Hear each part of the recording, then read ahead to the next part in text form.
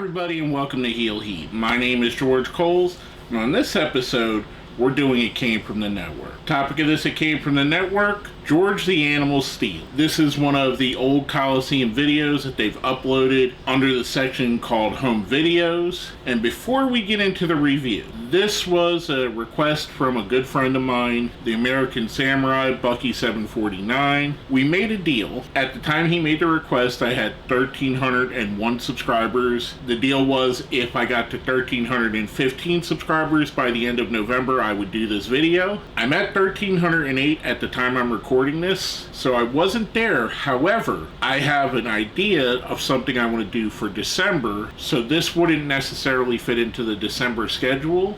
Therefore, I'm going to give him his win, even though we're only halfway there. We still have about a week left in the month, so there's a good chance we are going to make it at the rate that the channel's growing, which thank you, by the way. It will probably be over that by the end of November, and if you're watching this for the first time, please subscribe. With that being said, part of his request was that we bring back El Hijo del Mushroomhead, which you may have remembered he filled in for me for a couple of shows when I was suspended. So I made the call. I called up El Hijo del Mushroomhead's manager, Frank and King, and I made a deal with Frank and King, who's a tough negotiator, by the way. If you ever have to deal with him, he's gonna fleece you. There's a big contract with a lot of zeros on it made for this video. So with that being said, I'm gonna turn this over to El Hijo del Mushroomhead. He's gonna take over and he's going to present the video as requested by the American Samurai. So here he is. Thank you, George. As he said, my name is El Hijo del Mushroomhead, and I'm going to review George the Animal Steele. If you haven't seen our videos before, we review everything on a 1 to 5 scale. 1 being the worst, 5 being the best. Let's jump right in. We get the opening with our host for the video today, Gorilla Monsoon. Always like seeing Gorilla. Cool having him here to open it. Kind of feels like the perfect role for him. Then we roll into some, at the time, historical footage, which it's still historical to this day. They didn't really do much of this on their home video releases. I know the cage match one, they had some older videos, but they tended to kind of look at anything pre-Hulkamania era as not really happening. So it was cool to see these here on this video. The first two are going to be that. The first is a very short, about 2-minute clip of a cage match from the early 70s with George the Animal Steele in full heel mode going up against Bruno Sammartino. The interesting part about this, and you're going to see this as a trend, is pretty much this entire match, George Steele is getting beat up, or at least from the clips that we're seeing. So I don't know how they thought this was a good idea to represent him, but I would have much rather have seen one of the squash matches from the 70s where he ran through an opponent. Overall, with it just being a short clip, with there not being much of anything, Bruno does pick up the win. I'm giving this one a 2. Next up, we get a match between George the Animal Steele and Gorilla Monsoon. Again, this is back from the mid-70s, a couple of years after the first one. I love seeing old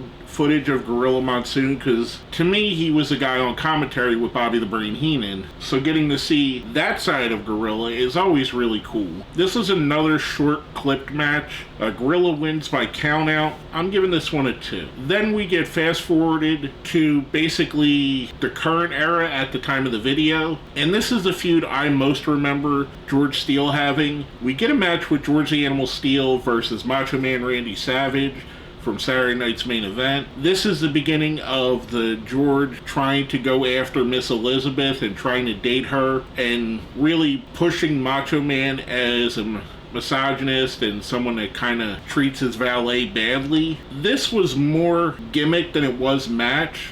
I liked the match. It was good. I liked it a lot more when I was a kid because I bought into the storyline. Savage does pick up the win here. This was from Saturday night's main event. I like this. I thought this was good. I thought the storytelling was really good. I'm giving this a 3. Next up, we have probably the best part of the video. First, we're treated to clips from Tuesday Night Titans, which we're going to call that TNT from here out. We see Captain Lou Albano and Vince McMahon. Captain Lou was Steele's manager at the time, and they're bringing George the Animal Steele to a doctor, to a psychiatrist named Dr. Zim. He hypnotizes him, trying to cure George's absent-mindedness. It's kind of dumb, but kind of awesome at the same time. This kind of thing is what really grew the audience in the 80s. This is really what put WWF over the top. These Tuesday Night Titans segments, whether it be this or Morocco with Fuji Vice, or even just the interviews, I think WWE would be smart to have something like this play out now. I know they have shows like The Bump, but maybe incorporate a little bit more of these skits and these little things. It really helped the personalities of the wrestlers, and it really showed through. For that part, I'm giving that a 5. Then we get another clip from TNT.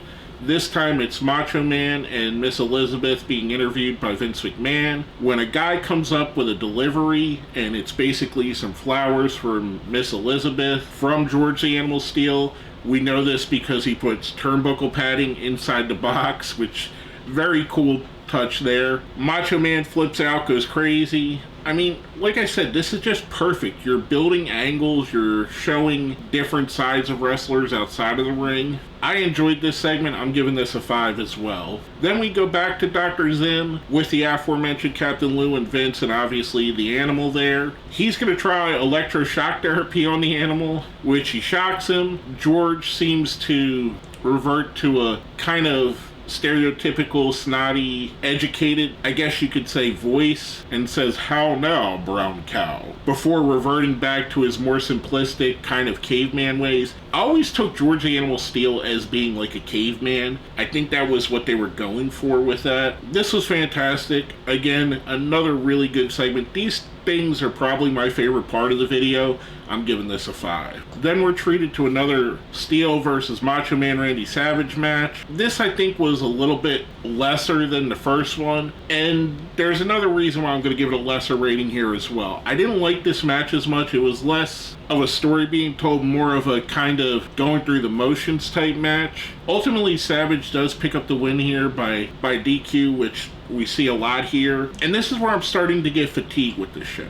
This is the 4th match that we're shown of George the Animal Steele on a show that's highlighting George the Animal Steele that George the Animal Steele has lost. He hasn't won a match yet, and we're about halfway through the video. So for that, and I get it, I understand, like, you don't necessarily have to win all your matches for them to be highlight matches, but give me some wins on here. Give me something. I know he won. I've seen him win. I'm giving this one a 2.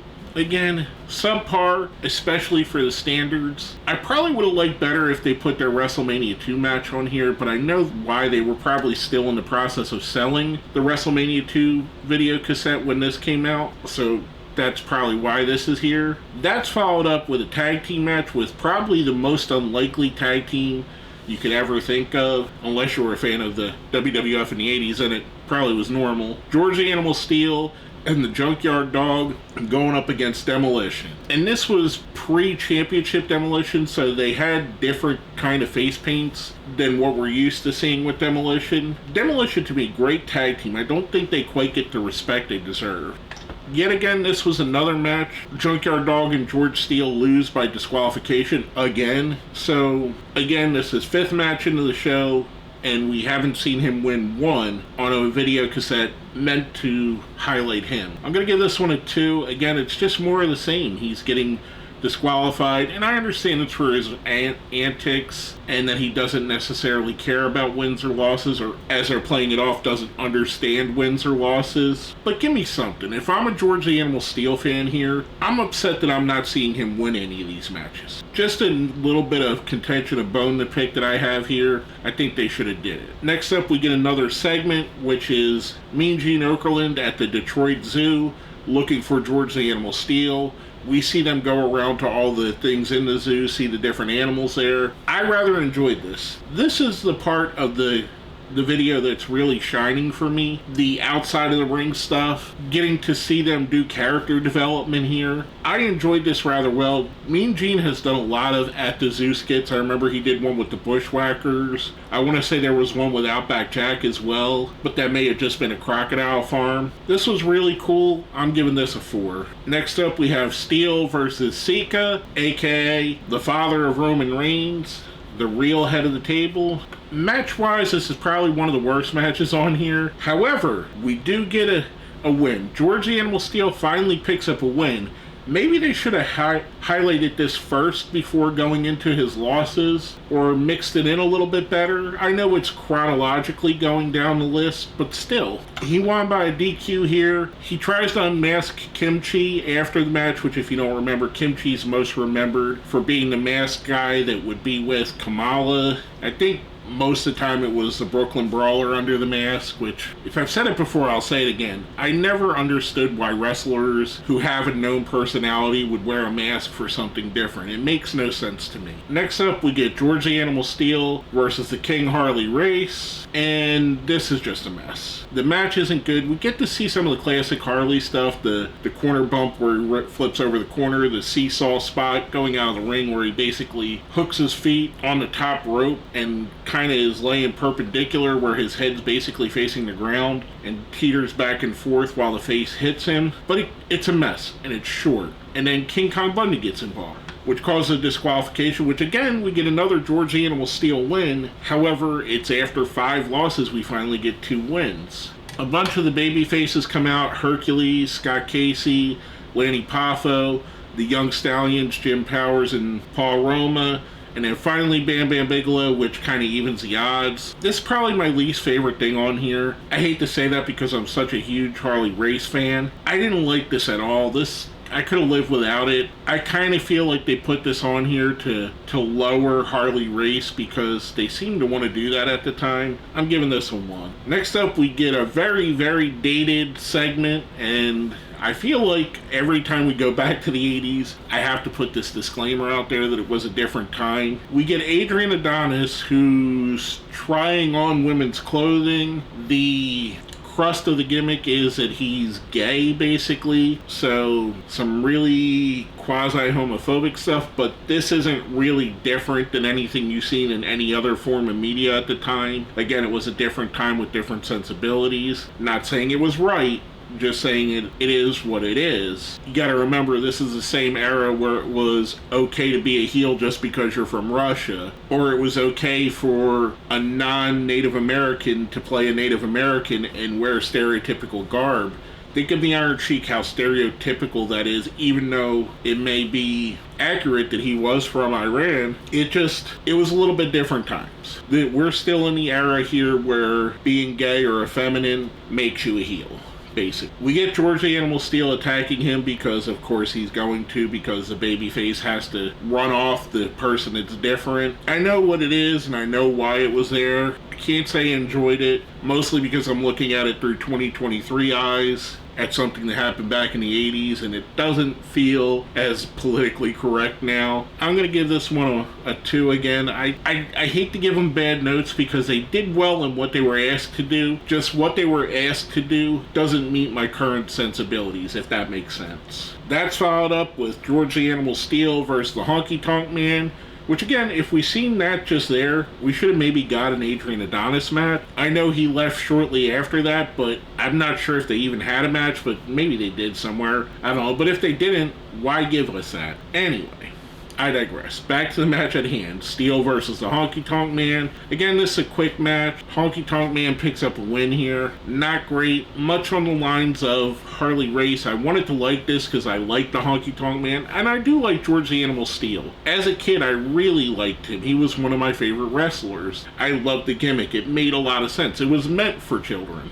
and I don't hold that against him. I think he did really good in the role. This match wasn't great. Honky Tonk Man picks up the win. I'm giving this a 1. Next up, we get another thing that I thought was awesome. We see a basically kind of how it's made type video where George the Animal Steele is touring the factory that makes the WWF Ice Cream bars, which, if you're a kid of the 80s and the ice cream truck came around, even if you didn't like wrestling, they were the best ice cream bars they had. The ices with the gumball on the bottom was really good, even though that gumball was rock hard by the time you got to it. Your classic stuff like Choco Tacos, the different characters, whether it be Ninja Turtles or Sonic or whatever it may be, that they would make ice cream bars out of. The best one, in my opinion, was always the WWF bars. I thought they were the best. A lot of people really liked them. Even my friends that didn't necessarily watch wrestling would get them because they tasted great. I don't know what it is. Even the ones that they came out with a couple of years years ago that didn't taste the same, just didn't match it. I don't know if maybe the recipe's been lost to time, or there were some ingredients that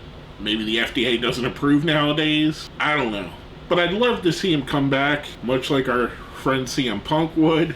I like this segment for what it was. I'm giving it a 4. I wish we could see more segments like this. And again, this goes back to wanting a show like Tuesday Night Titans again. They would do stuff like this, or go show us how like a ring was being built, or maybe take us to a seamstress that made wrestling gear. Seeing that stuff now I think would be cool, and I know they put some of that stuff out on their YouTube, but having a centralized space where you get that all weekly, I think would be really cool. Maybe show us a tattoo parlor where Damian Priest gets his tattoos, or stuff of that nature. Just cool little things that help grow the characters. Last and certainly probably least, we have George the Animal Steele versus Danny Davis, and this is a different Danny Davis than the one in Memphis. This is the one that was a heel referee but became a wrestler, which I thought was a really good gimmick. At the time, I really hated him, especially when he screwed the British Bulldogs, and he also screwed over Tito Santana in rapid succession. So all the wrestling fans at the time really hated this guy. He made a really effective heel. This, however, it's the longest match on here at about 9 minutes, and it's just not good. I mean, it does give George the Animal Steele another win, but it's not a great match. I would have liked to more have seen Harley Race and Steele having a 9-minute match here, or Demolition versus him and Junkyard Dog be a longer match. Just something better than this, and no knock on Danny Davis, but he wasn't the best wrestler. He's probably one of the worst wrestlers they had on the roster at the time. I'm gonna give this match a 1. I thought it wasn't that great. Overall, I thought the show was at times great. When we see the backstage outside of the ring stuff, I thought it was great. The in-ring doesn't quite hold up as well. The gimmick itself may be a little bit problematic. I don't think so much it is, because it was done with care and done with, I don't know, I think it's him being a caveman makes the most sense, is basically the way I look at it. The matches here were mostly subpar.